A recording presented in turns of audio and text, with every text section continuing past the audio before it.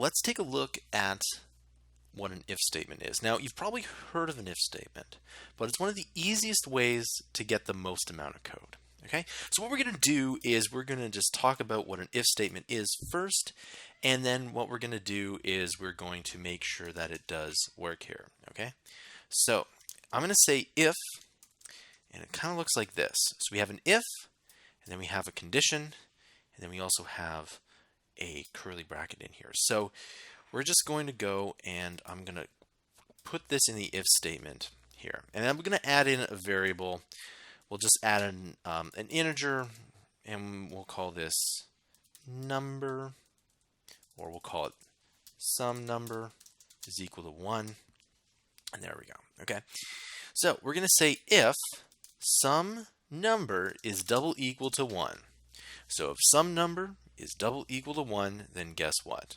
It's going to go and rotate. Let's take a look at that here. And let's go back into Unity here and run it.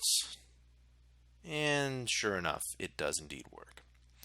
Let's go ahead and let's make int a public. That way we can go and play around with it. All right. I want to go back here, save it, and let's run it again. And you can see that, once it does work, it might take a couple seconds, but some number will equal to 1. So if some number is equal to 1, and keep in mind this is in the update section, so it's constantly checking to see if number 1 is up here. So if I put it to 0, it stops. If I put it back to 1, it works. If I put it to 5, stops. Now, by the way, notice how I can't add in a decimal here? Well, it's an integer, and integers cannot have decimals, so just keep that in mind. All right. So now that we have this some number is double equal to 1, there's a couple other things we can do with this. We could say if some number is less than number 1. Okay, so if I say if the number is less than number 1, let's take a look at that here.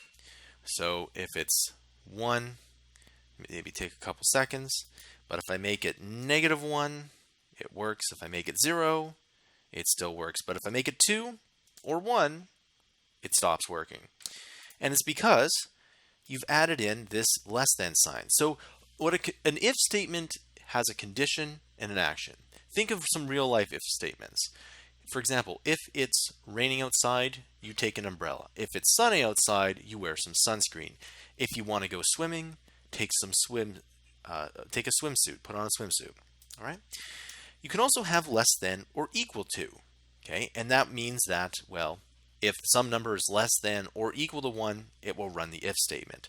Now, if it doesn't run the if statement, it just kind of skips it all. It skips this entire line here. And remember, the computer reads the code line by line. So what other items can you have here? Well, we have greater than, which works, well, the opposite of less than. We have greater than or equal to. And we also have not equal. Okay, and that's my favorite.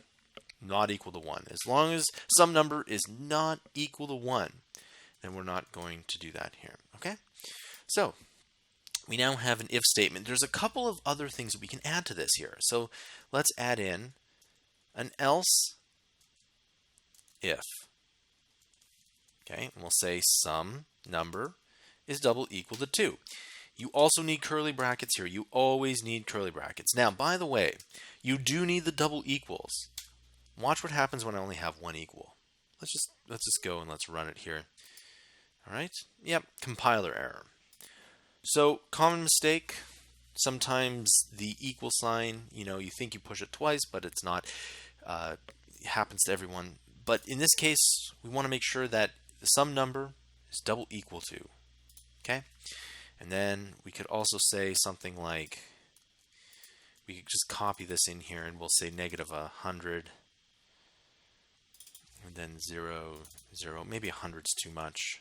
Let's do -40. Okay? So if some number is equal to 1 or some number is equal to 2, let's take a quick look at that here. All right? Maybe take a couple seconds for it to load here. And it's equal to 1. Let's make it equal to 2. You can see that it's not equal to 1, so it skips over to equal to. So the way this works is that It runs, and if this statement is not true, it reads the else if. Now I'm just going to copy this else if because you can have more than one else if.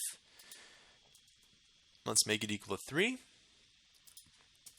And let's make it something like that. Save it. And we'll go back here and we'll run it again. Maybe take a couple seconds for it to load. And then, we got 2, and then 3, and then if you have 4, you can see it stops because there's no logic for 4. Let's go back to MonoDevelop here. Now, we have one if statement, and we can have else if statements. You can have 50 of these else if statements if you want to. Now, when you first start coding, if statements are the easiest way to get your result. If something happens, do something else. As you get better and better, you want to use less and less if statements. But having said that, commercial software that I release always has if statements in it, and I write an if statement probably on a daily basis. So it's something that's super important. Let's add in an else here. Now, the else works like this. We have if, else if, and else. Else is if none of these other things happen. So if the if statement's not true, if the else if statement's not true, and if the other else if, or as many else ifs are not true, the else is there. Now, you generally want to use the else as something that shouldn't happen but somehow happens. Oftentimes in game development, there will be some kind of random event, and that event might crash your game. So if you ever played a game and something kind of random has happened, some kind of glitch, well, these else statements are there to make sure that the game doesn't break. So we can just say, if else, and we'll add this in like here. So we can kind of see that it works just like that, okay? So the else statement is there to catch any logic that doesn't make any sense. You should only use the else statement as anything else that could randomly happen. Okay, so we got 1, and then by the way, I am adding this in here. 1, 2, 3, and 4. Yeah, and look at that. That does indeed work. We have 5, 6, negative whatever. Anything that's outside of those 3, if, the else if, and the other else if will be in the else here, okay? So if statements are super important, okay? So, see you in the next tutorial.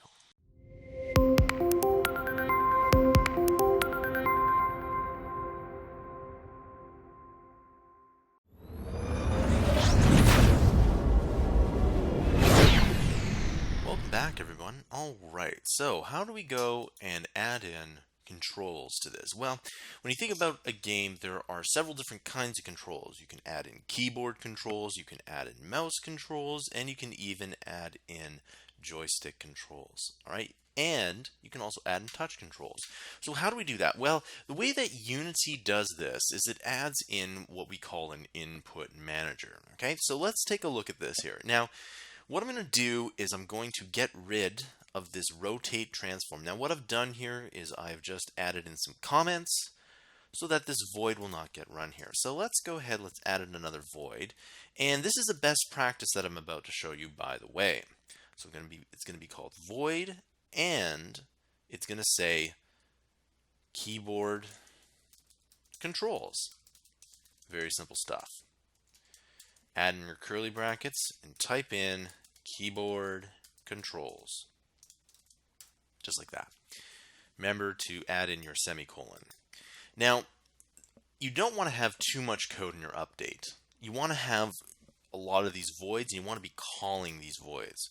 So what I'm going to do is I'm going to say if, for instance, and close off my bracket here. We're going to say input dot get, and I'm just going to type in get here.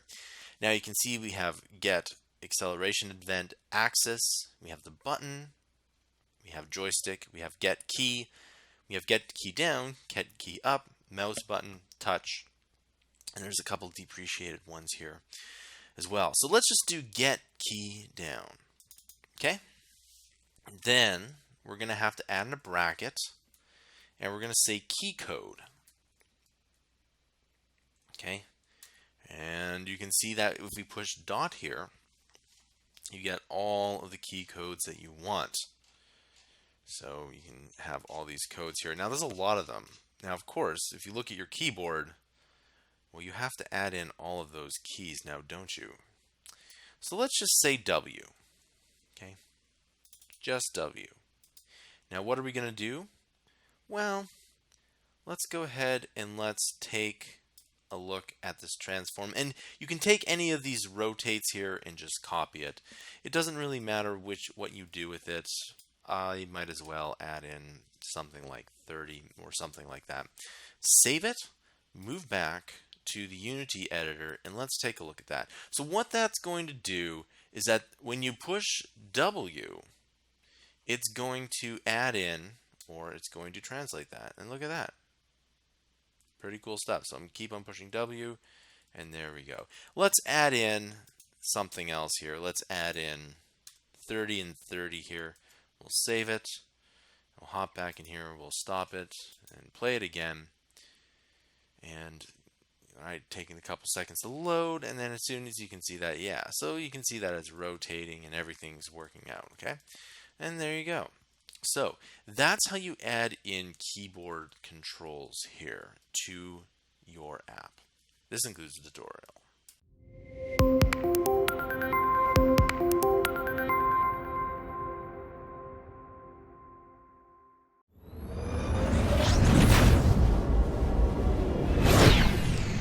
So we've looked at transform.rotate. Another very important item that you can add to transform is translate. Okay, so we got rotate. Obviously that rotates it around. Let's go to .translate. Okay, now in here again, as you can see, if I zoom in for a bit, we have the translation here. Now what this does is that's fancy, it's kind of fancy speak for moving it around. So if I move it around, we got vector 3, and we have this float x, y, and z. That's the one we're going to be using here. Now what's cool about this though, okay, and we also have space relative to, but we'll be talking about vector 3s later. Now, right now, this x, y, and z is what we're looking for. Okay, so let's go ahead and let's say 10, 0, and 0. Okay, close that off here, and I'll zoom out. Okay, so that is what we're going to do. Okay, again, we haven't changed anything to the input here. All we're going to do is we're going to translate it to see how this works. Okay, so the other thing is we got this input, and we got this key code. You can use any key code you want if you haven't already figured that out. All right, we'll go ahead and push play here, and there we go. So if I push, yeah, you can see it jumps quite a bit.